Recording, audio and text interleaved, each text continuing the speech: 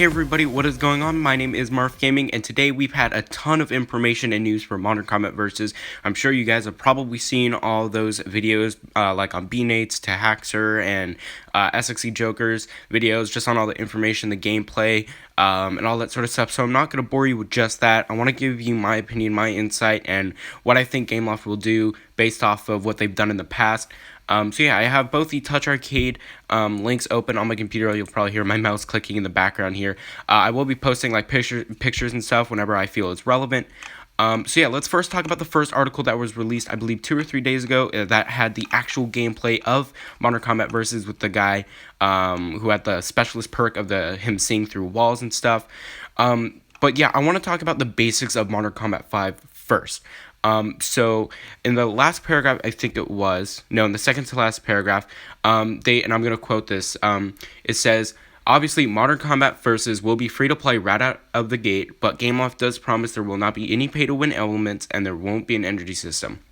So let's talk about the last part first, the energy system. And again, there are pictures of the menu screen, and I will put one of those right now. You will see that there is no energy system. So that has been 100% confirmed. There will be no energy system. So that is a step in the right direction. Definitely something I was hoping that they would remove, and they did. Which is good. But let's talk about the no pay-to-win aspect. And I think I'll just tie in everything, and instead of just going, article to article, I'll just talk about everything and, kind of flow through it. So one of the pictures here you can see are all the 12 agents that will be in the soft launch. Yes, there is a soft launch. It'll most likely be coming next week to the Philippines.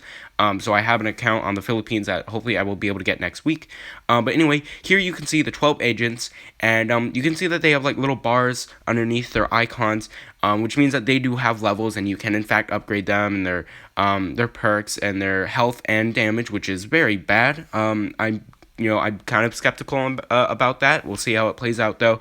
But if you look at the numbers, how they have the number 1, you can see that the top has a bronze one, and sort of down to the middle, they have silver, and then the last 3 have gold number 1s on them. So what this means is either the class system, so if they're like an assassin or a defender, or I think whatever else they call them, or that the fact is that the gold ones are just straight better than the other ones. Now, we've only gotten a picture of Minu, which is the one on the right side here. You can see 700 health, the 3 energy for the super speed, and then 45 damage for her pistol. And again, there's nothing else about like the gold people at the bottom you can see there. So I don't know if those are specifically better, but what can we assume from that is that they are better characters than the ones at the top. So this does mean that there is a system where the better players or the better characters are obviously at the top, and the balance is not really there. And when they say no pay to win, I'm assuming they mean that you will be able to get these through experience points, and you will also be able to buy them, but you can also, play the game instead of buying them. So, and again, big companies like this love to lie. Like, for example, if you play Call of Duty, I don't, but I know of this. In Black Ops 3, the way that the supply drops were implemented was the first day, or not the first day, the first few months they said it will be cosmetic items only, and they were right. You could not get weapons in the supply drops, and then a few months later, melee weapons came out. Now, they didn't really do much besides look different. Like, you could have like a hammer and a sword and stuff, but that was a different type of weapon. And again, it was cosmetic. It was kind of blurring the lines. And then a few months later, then they started introducing paid weapons into supply packs. You could not buy them outright. You had to buy them through supply packs. And speaking of supply packs, you can see the main menu here for when you jump into the game. You can see at the bottom left that there are different levels of supply packs. What this means is that either the cosmetic system they have will have different tiers, like let's say a legendary camo or just a common camo like in Bullet Force, or that you will be able to get better, I don't know what to call them, I guess agents. You might be able to get better agents in better packs, or at least higher level ones. So again, very disappointing, but again, we don't really know much right now except that there is there. And that's the thing with all these leaks. we know that, we see that whatever feature that I talk about is in the game, but we don't know how it works, is what I'm trying to say. So we know that there are agents, we know that there are different level agents, but we don't know how they work. So I can't really give you, if it is, I can't tell you if it's going to be pay to win or if it is unbalanced yet. I can just tell you that they do have that system. And I really hope that they have it balanced. But speaking of the main menu, or not speaking, but since we're on the main menu, you can see here that you have dual currencies. Up where it says level 6, you have what looks like to be credits and what looks like to be sort of diamonds. This is what kills free-to-play games. This is, as soon as I see that, that is an immediate almost turn off for me. Basically what that means is you'll be able to buy the best stuff with the diamonds and the currencies. So basically what I'm trying to say here is the one which the guy has most of, which is the credits. He has 2,135. Those are going to be the credits where you play the game and you get them. And you might be saying, well, if you play the game and you get them, that isn't that good then, right? Well, no, because if you've ever played a game with dual currencies, like I think Gangstar New Orleans is probably the best example, you can't actually buy supply packs or the jars with that currency. You can only buy like cosmetic things and upgrade your stuff. So pretty much in Modern Combat 5 or Modern Combat Versus, what I'm assuming you'll be able to do is with that first currency that you earn by playing the game, you can't buy it. Is that you will be able to upgrade your gear. And you might be able to buy cosmetic things, but you won't be able to probably buy new agents or buy weapons. You won't be able to do anything major with that currency. Like, it's going to be pretty much useless. And with the diamonds, you will probably be able to buy the packs to either open agents or get new guns, which is very disappointing. But and I'm not saying that this is perfect. They could do it the completely other way. They could be the currency is for the agents and the guns, and the diamonds is for the cosmetic items and the supply drops, which are only for cosmetic items. Again, this is the problem with what we have right now, is we know that they have all these things, but we don't know how they work. So I'm going to go down to a picture of the actual agent picture, like where you have the character by himself. This one is Ghost, and he is a pro agent. And this is when I'm going back to the little tier system that I had, like ones were gold, silver, and bronze.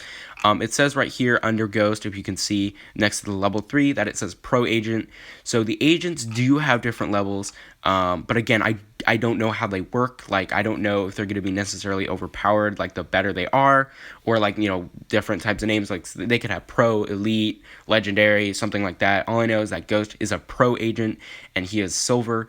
So again, he looks like to be a middle of the road character, and again, we don't know that. So over here, let's start from the left, go to the right. So you can see here the ability is Neural Cloak, which costs 4 energy. Don't worry, that is not energy like it is in the game. You have these things called core charges.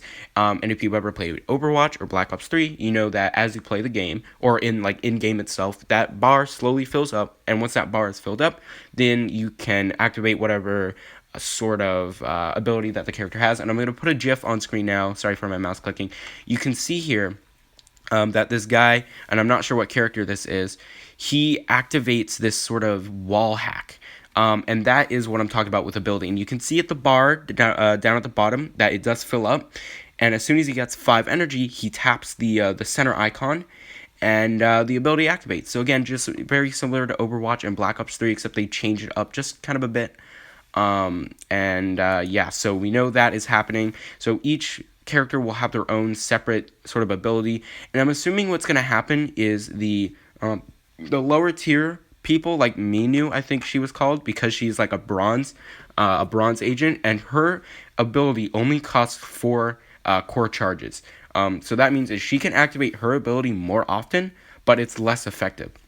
Whereas when we go to Ghost, his ability costs 4 energy, and he is a pro agent, or he's silver instead of bronze, which means that his core ability is probably more effective, but you can't get it as often. And I'm assuming if we want to go to gold, they'll probably cost 5, 6, or even 7. Those abilities will have a massive impact, but will only occur 1 or 2 times probably in the game. So yeah, those are the actual characters themselves. Again, For the soft launch, we have around 3 agents, and they will be ranked from bronze, silver to gold. And these are just, again, my insights. We don't actually know anything. I want to talk about the upgrade thing first here. Before I move on, though, I think this is kind of important. At the bottom right of the character, you can see it says upgrade 150 credits. So again, this is what I mean by, like, you can see the currency you get in game is probably just going to be used to upgrade stuff, not necessarily buy new things. And it says agent XP, and it says 12 out of 10, which means this character can be upgraded. Now, I don't know if that means you have to buy those experience points or if you get them in game. That is something we don't know. But you do apparently have to get a certain threshold in order to upgrade your agents, which will cost currency. And again, I don't know which the rate of currency you get. So either 150 can be a ton of currency and it might be impossible to get, or it can be like one game's worth of currency. So again, I don't know, but you will be able to upgrade all your stuff. It's like any other free to play game where upgrading is the main point of the characters or of the first currency, whereas the secondary currency is just straight buying those things. So again, we will have to see how it works out, and you can see when he upgrades it. It'll do 880 health plus 52 and 730 damage plus 43. So this is kind of confusing. Like, do the weapons even matter at this point, or are the weapons just more of a cosmetic thing rather than they actually do anything? Because the damage here says 730, which again I don't know is compared to other agent. I just know that it is 730. But yeah, it is definitely interesting that the way they're going, and it's not. I'm just gonna be honest. It doesn't look good. Like, I'm gonna take Modern Combat 4 for example.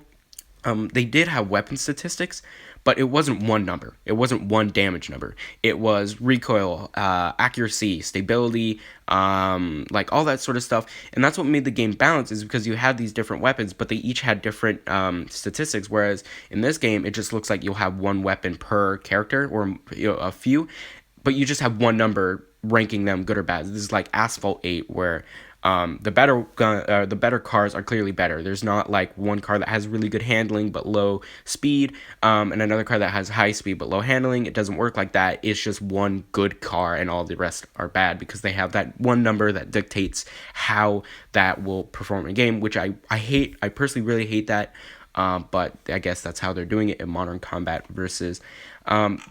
So yeah, let's move on to the actual gameplay itself, and then we'll probably move into controls, which will kind of tie in.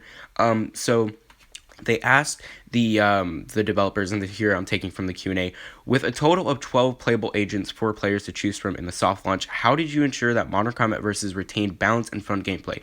Now this answer is very, I hate it. But here, this is by Alex Chard, by the way. The guy I say, or not the guy, that guy I showed you some pictures on Twitter about a few months ago. So he says the 4 roles, I think it was like assassin, defender, all that stuff, the type of agents that you can get. But anyway, the 4 roles really help control overarching balance. For example, attackers are typically stronger than defenders, but overall they may perform weaker against assassins. It's a very much a rock, paper, scissors setup. What does that mean? What does rock, paper, scissors mean? Well, if you've ever played rock, paper, scissors, once you choose your rock, paper, scissors, whatever that other guy has, like let's say I choose rock and the other guy chooses scissors, there is 100% no doubt in my mind that I have won that fight. He cannot do anything to win that battle. If I choose rock and he chooses scissors, it's over. He cannot do a thing. So what does this mean for Modern Combat Versus? Well, it means that depending on what your agent does, it's more of like a card game rather than skill-based gameplay. So let's take Counter-Strike, the most competitive shooter on the market. Yes, you have different weapons, but it's all about aim and timing. If you have those things, you can be really good at the game, and you can, get your way around the map and kind of outskill other players.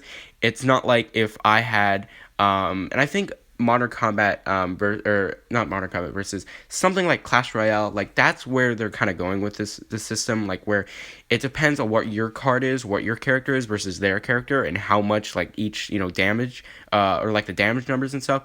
So yeah, this is really not looking good so far. It really does mean that the skill is less and less being a factor in this game.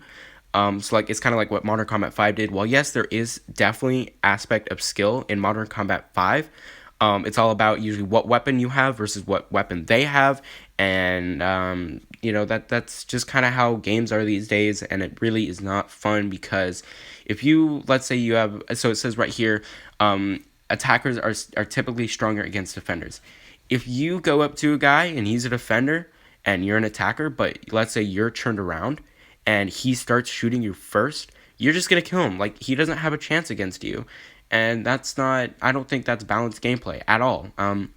The rock paper scissors style gameplay has been used in past, like Call of Duty. The specialist abilities are pretty much rock paper scissors. If you have the aim hack whatever, you're gonna beat all the other guys who don't have that right now. And so this is kind of what we're seeing here with Modern Combat Versus. Again, I don't know how exactly well it will play out, but that's just kind of that, and it is kind of disappointing to see that Gameloft Montreal are kind of taking that direction with Modern Combat Versus. So let's go back to the controls, because the controls are definitely very interesting. I'll post the GIF right now, or the GIF. It's GIF, not GIF, okay? There's two right here. So one of them is the sort of really early tutorial where it shows the player how to move and how to look. And the second one here is him shooting a guy who comes out of cover. So let's look at the first one. And I will be reading off this paragraph from Torch Arcade. So, the left side of the screen acts as a virtual analog stick to move your character, just like any Modern Combat game or any other first-person shooter game like Bullet Force or Critical Ops. So, anyway, with holding in a direction allowing you to sprint. So, just like the default controls in Modern Combat, if you hold all the way up for the stick, you will sprint. So anyway, let's get back onto the paragraph. The entire right side of the screen is used for aiming, with double tap activating the aiming down sights or an alternative action based on the ability of the agent being used. Weapons shoot automatically. Okay, keep this in mind. Weapons shoot automatically to allow for this heavily streamlined control scheme. But Gameloft will also be adding a more traditional shoot button as well as support for controllers in future versions of the game. Okay, let's take a second to analyze that. So, automatic shooting.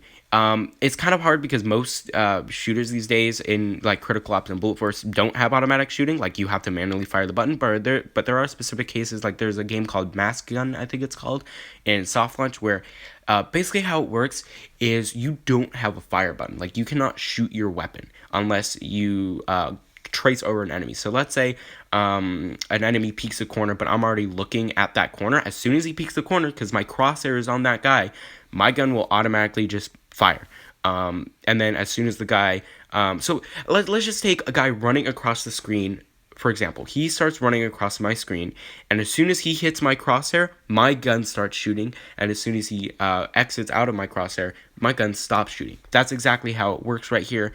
It's definitely more player friendly, or like noob friendly than I really expected. So noobs will be able to pick up this game and play. It's very unlike Critical Ops, where Critical Ops has a very advanced control scheme, and you have to have really good aim. So again, I don't know how this will play out. I really hope it does okay. But I'm not, this really isn't looking that good. But anyway, let's get on to the other things. And this is kind of, the wall running sort of thing. So here it says, the entire left side of the screen acts as a virtual analog stick to move, or no, sorry. Okay. Additionally, each map will have at least 2 wall running points that allow you to access special areas, and you'll simply need to sprint towards these areas to trigger the wall running. Finally, you'll be able to activate an agent special ability by tapping the on-screen icon in the lower middle of the screen, which I mentioned earlier, so I won't go over that. Let's talk about the wall running, and I'll go to some of the pictures of the actual maps themselves if I scroll up here on my screen. Let's take... actually, no, this is from the orientation trailer, so I'm not going to show them. But you can see sometimes on some of the maps, you have little sections that are just lines, like how do you get there? And so literally all you have to do is just run up to the walls, and your character will automatically jump up, I guess, and then run across the wall. Haxer said this in his video a lot more better than I'm doing it, so I'm just going to tell you guys to go to his channel for that, because he does a way better job of explaining that to the audience. But yeah, I'm sure you guys have seen all the maps, so I won't go over that. I'm really excited for the Dog Days remake though. That looks kind of cool. But yeah, tell me what you guys think in the comments down below. Personally, this really is not looking good. Again, soft launch is going to hopefully be next week, so I'll get my hands on that and definitely be sure to let you guys know my thoughts and gameplay in general. But yeah, so let's kind of take a look at the future of Gameloft. So what they're probably going to do is say that cosmetic only will be coming in the supply drops, and then they'll add new agents, and then those agents can only be obtained by supply drops or supply backs or whatever. So that's probably what they'll do. And yeah, that is it for all the information. I cannot stress this enough. If the one thing you take from this video is this: don't get hyped for this game. Do not get your hopes up. I don't care if it's Gameloft Montreal, it's Gameloft. And I love them to death. I love the company to death, but the decisions they've been making so far, especially with Gangstar New Orleans, Asphalt Extreme, it's not looking good, okay? The dual currencies, the automatic shooting, it's not looking good. They're trying to bridge the gap between competitive mobile gaming and just the normies, the casual players like Clash Royale. They want those types of players to play their game. They want the players who play Clash of Clans, Clash Royale, those base defending games. They want those players to start playing their mid-core games. So yeah, again, don't get hyped for this game. When the game comes out, don't rush to download it and like say, "Oh my god, this is the best game ever." Don't do that. Always stay skeptical, okay? Because if you get overhyped and then the game sucks, you're gonna be so mad. You're gonna go on a tangent about like Gameloft and how you hate them. And in reality, again, we can't blame them because all they want to do is make money, and that's what any other company wants to do. And it's not their fault that they have to, keep their employees fed and all that sort of stuff. But yeah, so again, don't get hyped for this game, please. And it's really not looking good so far. But again, we will just have to see. So yeah, thank you guys so much for watching. I hope you enjoyed, and I will catch you guys in the next video. See ya.